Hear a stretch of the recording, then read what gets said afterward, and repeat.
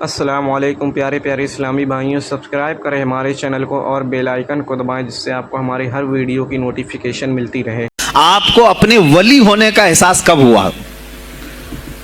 غوث پاک سے ہی پوچھا گیا تھا آپ کو کب پتا چلا اللہ نے آپ کو ولایت کا یہ مقام عطا کیا؟ آپ فرماتے ہیں جب میں 10 سال کا تھا، مدرسے جاتا تھا تو غیب سے ایک آواز آتی تھی، افصحوا فی المجالس لولی اللہ۔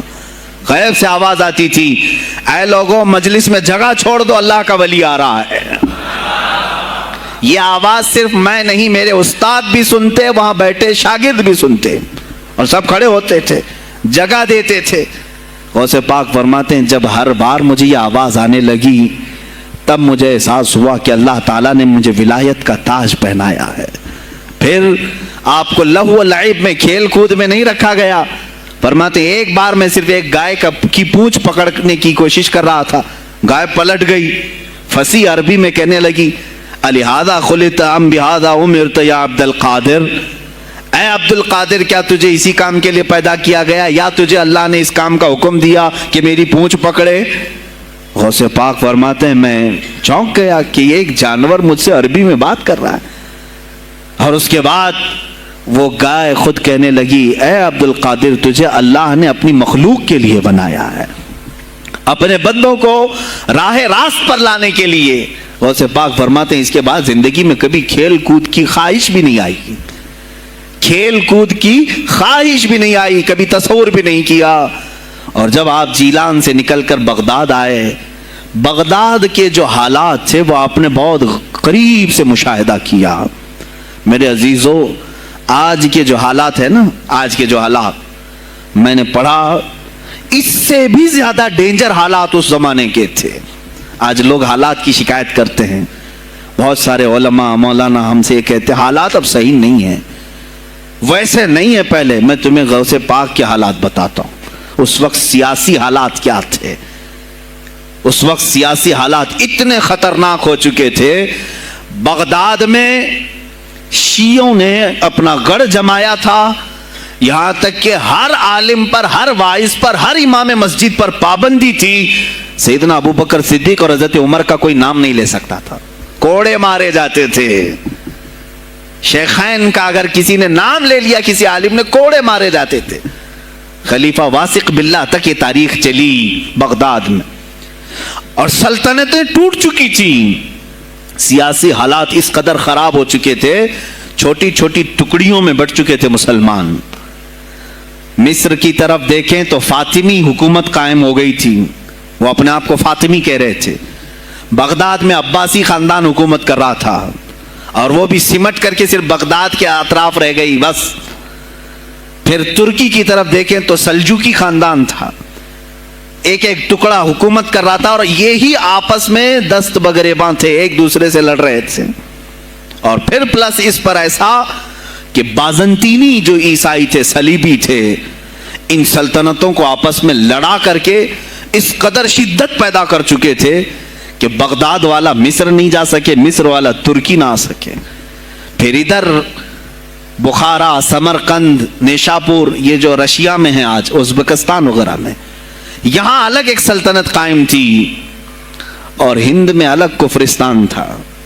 سب جگہ الگ الگ حالات تھے، اور مسلمانوں کے لیے اس زمانے میں ایسے حالات ہو گئے جیسے لاک ڈاؤن ابھی کا سیم۔ میں آپ کو بتا دوں سچویشن لاک ڈاؤن میں کیا ہوا تھا معلوم ہے؟ یہ ہمارے طلبہ دیکھیں 8 مہینے سے بیٹھے ہوئے ہیں، مدارس میں نہیں گئے، حفظ قرآن کر رہے تھے، عالم دین بن رہے تھے، مدرسے بند ہیں نا، گھروں میں بیٹھے کچھ تو آوارہ گردی کر رہے ہیں۔ اسی طرح کالج کے بچے بھی، اسکول کے بچے بھی سب چھوٹے ہوئے ہیں لاک ڈاؤن کی وجہ سے۔ سیم یہی سچویشن اس زمانے میں ہوئی۔ بغداد علمی مرکز تھا، کوفہ اور بصرہ علم کے مرکز تھے۔ آپسی رنجشوں کی وجہ سے بادشاہوں کی طلبہ ایک جگہ سے دوسری جگہ کا سفر نہیں کر سکتے تھے، بغداد کے سارے مدرسے بند پڑے ہوئے تھے، کیونکہ طلبہ آ نہیں سکتے۔ کہاں سے آئے تم؟ مصر سے آئے، واپس جاؤ، اس سلطنت میں کیا کر رہے ہو؟ اس طرح کی سختیاں، یہاں تک کہ یہی زمانہ ہے جب حسن بن صباح نام کا ایک ایسا منافق جس نے اس زمانے کے بادشاہوں کو خرید لیا اور کچھ لوگوں کو نشے کا خوگر بنایا. حشیشین وغیرہ آپ نے سنا ہو, صلاح الدین ایوبی کا زمانہ ہے یہ. غوث پاک سے صرف 4 سال بعد صلاح الدین ایوبی آئے, صرف 4 سال بعد.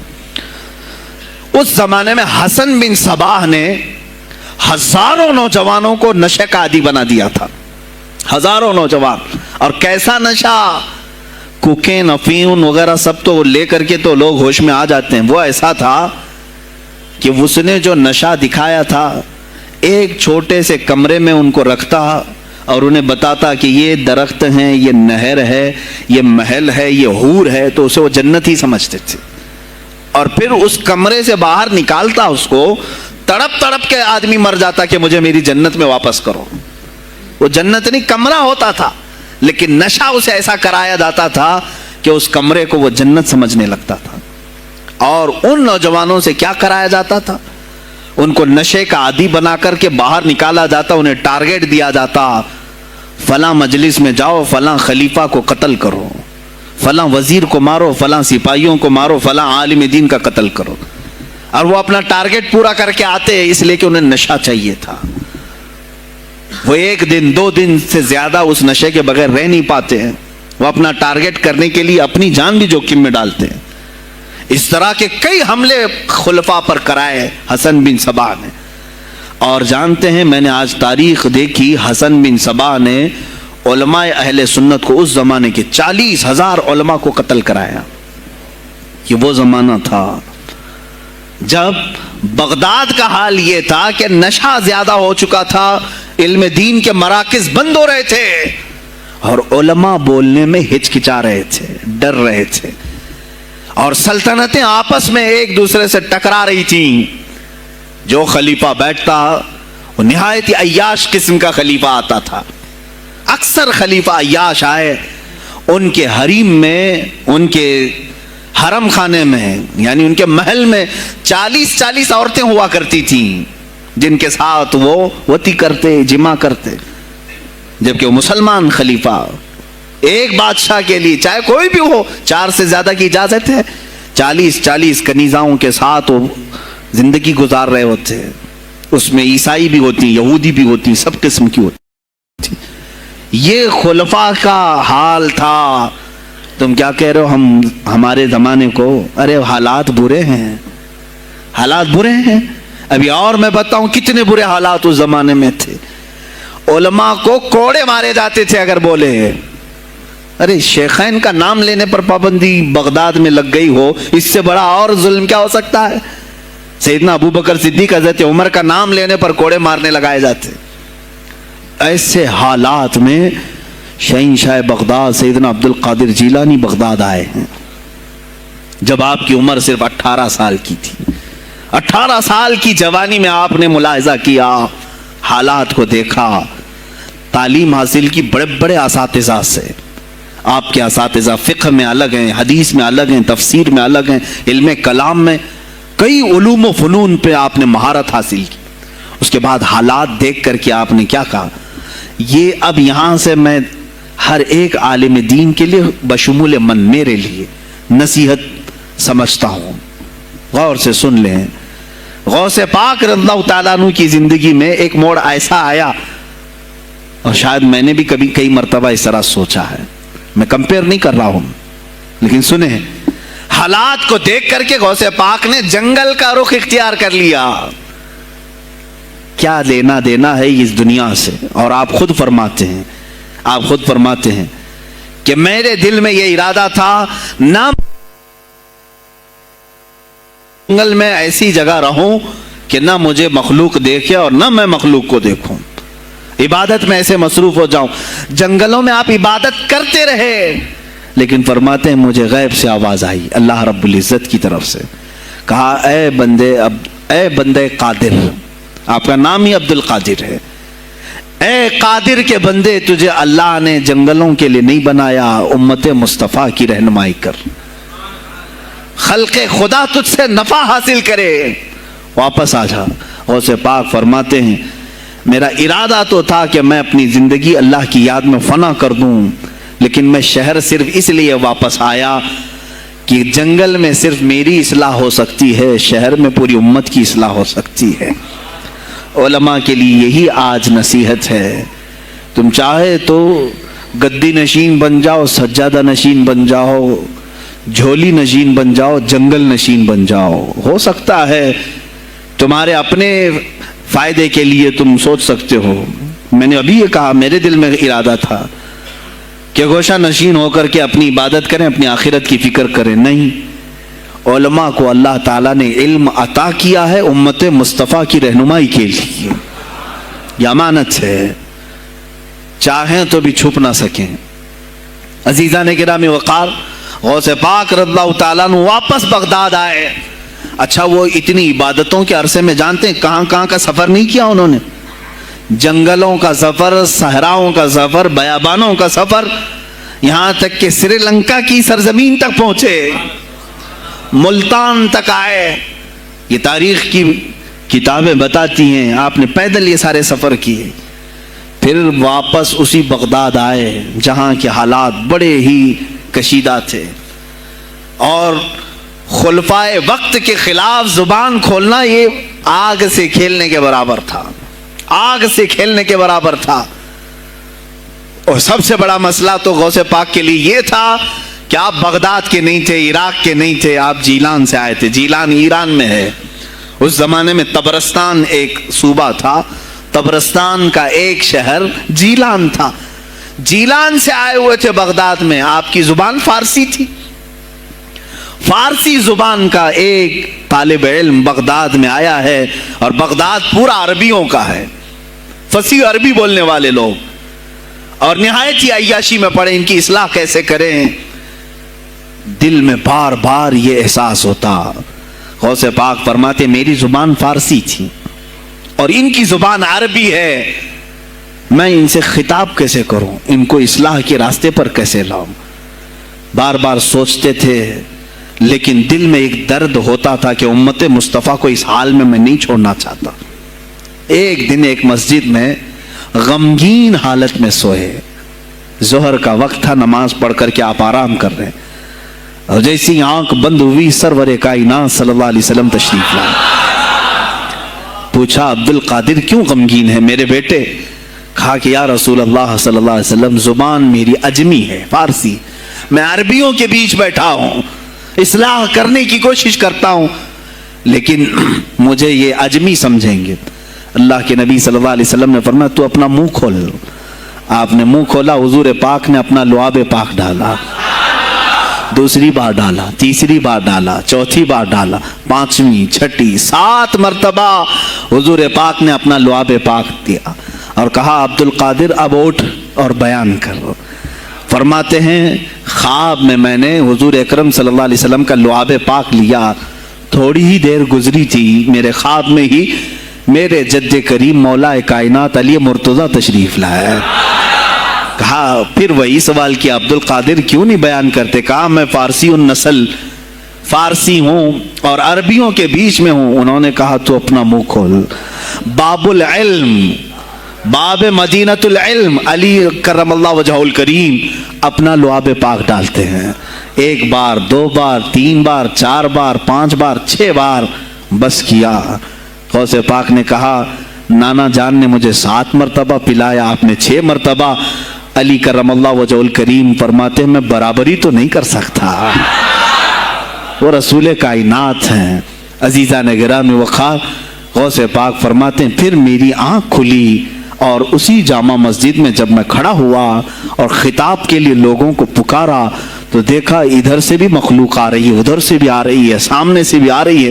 مجمع اتنا کثیر کہ تل دھرنے کی جگہ مسجد میں نہیں تھی، اور جب آپ کا خطاب ختم ہونے کو تھا لوگ اپنے کپڑے پھاڑنے لگے اور بے ہوش ہونے لگے، इतनी तीर बहदफ कलमात थे कि सीधे सीने में पैवस्त हो जाते, दिलों में उतर जाते। उसके बाद वही दिन था, सैयदना अब्दुल कादिर जीलानी को लोगों ने हाथों हाथ उठाया। बगदाद में शोहरा हो गया कि कोई एक अजमी आया है और अरबियों पर फौकियत ले गया है। सारे अरबी उसके सामने दंग रह गए हैं, कोई अरबी उसकी फसाहत को नहीं पहुंच पाता है। कई लोग इम्तिहान के लिए भी आए। ऐसा नहीं है कि गौसे पाक को यूं ही छोड़ दिया गया। मेरे अजीज, तुम तो 1000 साल के बाद करामतें सुनते हो ना, यही लगता है कि गौसे पाक बहुत करामतों के मालिक थे, बहुत बड़े आलिम और बड़े वली कामिल थे, कुछ नहीं हुआ होगा उनके साथ। हमारे से ज्यादा खतरे उन्होंने मोले हैं, हमसे ज्यादा हासिदीन उनके थे, दुश्मनी करने वाले अपनों में भी बहुत सारे थे। गौसे पाक रज़ियल्लाहु ताला अन्हु का जब खिताब शुरू हुआ, क्या एक खतीब जब मशहूर होने लगे तो दूसरे मौलवी खामोश रह जाएंगे? हसद की चिंगारी भड़कती है, वो गौसे पाक के खिलाफ भी भड़की। और बगदाद में जब ये शोरा होने लगा तो कई उलमा उस वक्त के जो बड़े बड़े पाए के आलिम हैं, उनकी किताबें आज भी मौजूद है, मैं नाम तज़किरे नहीं कर रहा, लेकिन उन्होंने टेस्ट लेने की गरज से, इम्तिहान लेने की गरज से कई लोगों को सवालात भेजे। एक दिन मजलिस में ऐसा था कि गौसे पाक तफसीर कुरान बयान करते थे। तफसीर कुरान बयान करना गौसे पाक का महबूब मशगला था, रोजाना कुरान की तफसीर अर्ज करते। एक दिन मजलिस में बड़े बड़े उलमा की जमात, जिसमें अब्दुल रहमान जौजी जैसे बड़े फकीह मुहद्दिस हैं, इनकी एक जमात आई। कुरान की जो आयत की तफसीर वो कर रहे थे, उस तफसीर को कई किताबों से उन्होंने अखज़ किया और लेकर के आए, मजमे में बैठे हैं। गौसे पाक ने तफसीर शुरू की। एक आयत की कितनी तफसीरें हो सकती हैं, कितनी तफसीरें हो सकती हैं। एक तफसीर बयान किया, उसके बाद कहा इस आयत की एक दूसरी तफसीर ये है। फिर थोड़ी देर के बाद गौसे पाक ने फरमाया इसकी एक तीसरी तफसीर ये है। फिर कहा उसकी एक चौथी तफसीर ये है। फिर कहा उसकी एक पांचवी तफसीर ये है। बयान करते जा रहे हैं, करते जा रहे हैं, यहाँ तक के 13 तफसीरें हो गई। जो बैठे हुए थे वो आशाश करने लगे।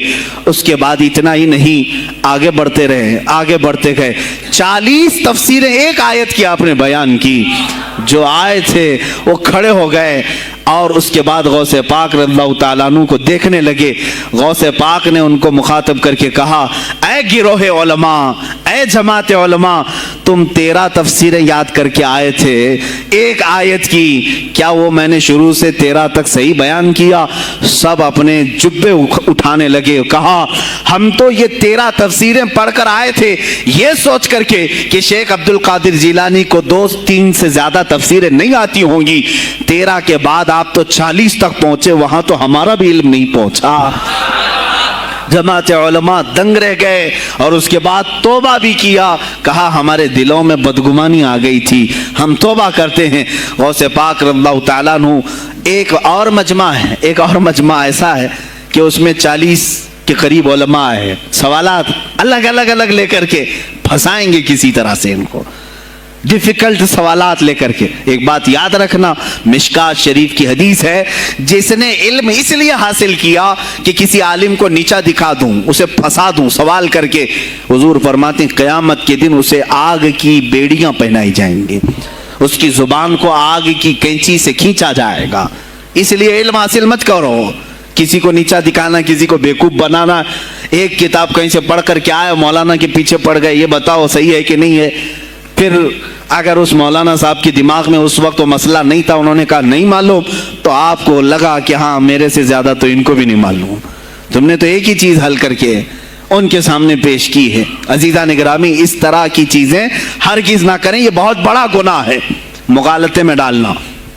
गौसे पाक रज़ियल्लाहु ताला अन्हु एक जमात से खिताब कर रहे हैं। 40 उलमा है, अलग अलग अलग सवालात नोट करके, मैं ये पूछूंगा, तुम ये पूछना, तुम ये पूछना। गौसे पाक रज़ियल्लाहु ताला अन्हु ने अपना खिताब किया और सवालात के लिए उस दिन महफिल का वक्त ही नहीं दिया। कहा आज सवालात कोई नहीं करेगा। वो लोग तो सवालात लेकर के आए थे। सब मजमे में खिताब के बाद जिसको जो पूछना है आप कहते हैं कि पूछ लो, उस दिन का कोई नहीं पूछेगा, आओ सिर्फ मुसाफा करके जाओ, आओ सिर्फ मुसाफा करके जाओ। तो ये जो उलमा की जमात थी, इनको बुलाया, ایک آتے ان کو سینے سے سینہ لگاتے اور کہتے تیرا یہ سوال تھا، اس کا یہ جواب ہے. دوسرا آتا اس سے کہتے تو یہ گھر سے سوچ کے آیا تھا، تیرا سوال یہ ہے، اس کا جواب یہ ہے. اس طرح 40 سے مصافحہ کیا، معانقہ کیا. ان کے سوالات کے پوچھنے سے پہلے جوابات بھی دے دیے اور اس کے بعد کہا کیا ہے گروہ علماء، تم سوال کرتے اور میں جواب دیتا تو عبد القادر کی کیا اس میں خصوصیت تھی؟ تم سوال بھی نہ کرو، میں جواب دوں، تب پتا چلے گا کہ میں بندہ قادر ہوں، میں قادر کا بندہ ہوں. تم نے سوال بھی نہیں کیا اور میں جواب دوں تو تمہیں احساس ہوگا کہ میں قادر کا بندہ ہوں. اللہ رب العزت کا کی صفاتی نام ہے. عزیزان گرامی وقار، علماء نے تنگ کیا، پریشان کیا، آپ کے مجموعوں کو روکنے کی کوشش کی، لیکن ایسا نہیں ہے کہ غوث پاک نے ہر ایک کو اپنی کرامت سے زیر کر دیا ہو، ان علماء کو پورا سلا دیا ہو. نہیں، فیس کیا ہے، مقابلہ کیا ہے، پریشانیاں اٹھائی ہیں. اور خلفاء کے وقت کے سلاطین کی بھی بہت ساری ایسی سختیاں تھی جس کو آپ نے برداشت کیا. کئی لوگوں نے آپ پر پابندیاں لگانے کی کوشش کی تھی. یہ تو سرکار غوث پاک کی استقامت تھی کہ آپ جمے رہے. اور سب سے بڑا کام آپ کا کیا تھا معلوم ہے؟ خانقاہ کے گدی نشینوں غور سے سنو، جو غوث پاک کا نام لیتے ہیں، سرکار غوث پاک رضی اللہ تعالیٰ عنہ کی اس صفت کو میں بیان کروں تو یہ بغلیں جھانکیں گے. ابھی غوث پاک نے سب سے بڑا کردار کیا کیا جانتے ہیں آپ؟ لوگ کہتے ہیں خانقاہی ماحول قائم کرنا ہے، اللہ اللہ کرو، تسبیح لو، دلوں کی صفائی کرو، سب صحیح ہے. لیکن غوث پاک نے تقریباً 25 سال صرف جہاد پر بیان کیا ہے، صرف جہاد پر. کہا کہ اے گروہ مسلمین، تم پر اللہ نے ذلت مسلط کر دی ہے اس لیے کہ تم نے کوششیں ترک کر دی ہیں. حکومتوں کو صحیح کرنے کے لیے آپ نے باغ ڈور سنبھال لی تھی. غوث پاک جب بیان کرتے ممبر سے تو وقت کا جو تخت تھا وہ بھی ہلنے لگ جاتا تھا. خلیفہ مستنجد باللہ اس زمانے کا خلیفہ ہے اور تنگ آ گیا غوث پاک کے پاس.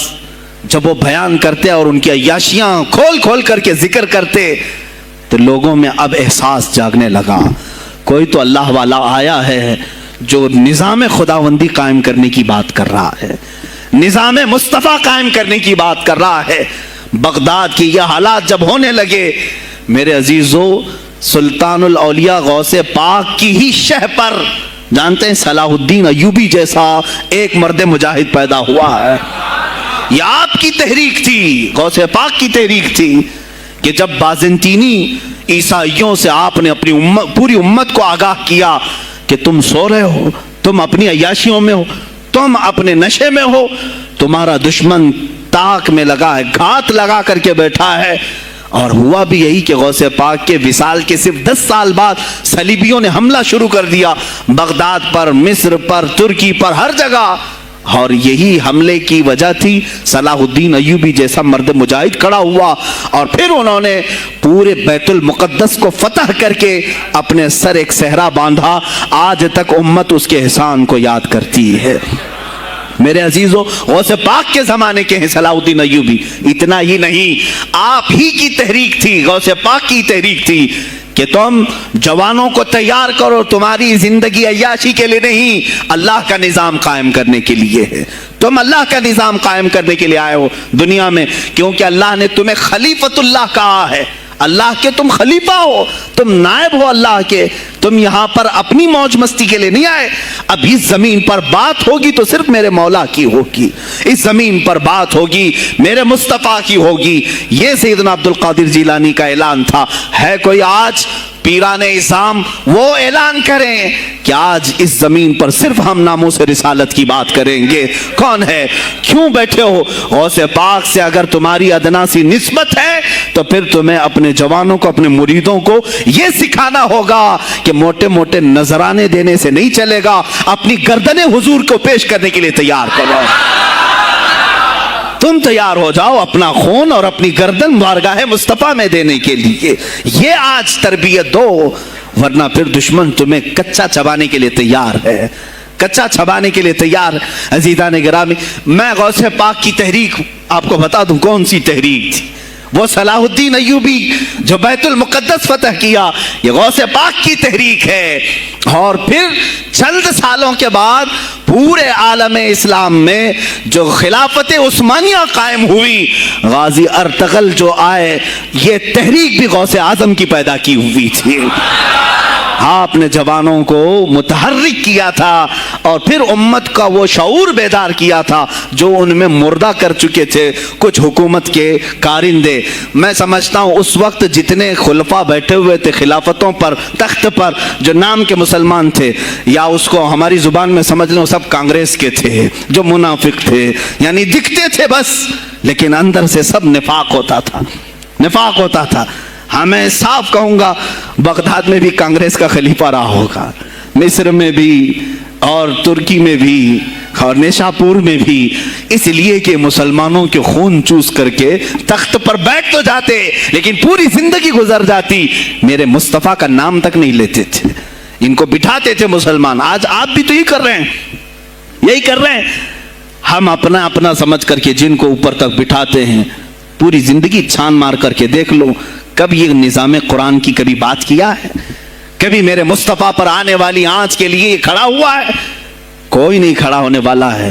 ان کے سفید کرتے اور ان کے سفید پاجامے سب کفن بن کر رہ جائیں گے اور کچھ بھی نہیں ہوگا. السلام علیکم پیارے پیارے اسلامی بھائیوں، سبسکرائب کریں ہمارے چینل کو اور بیل آئیکن کو دبائیں جس سے آپ کو ہماری ہر ویڈیو کی نوٹیفیکیشن ملتی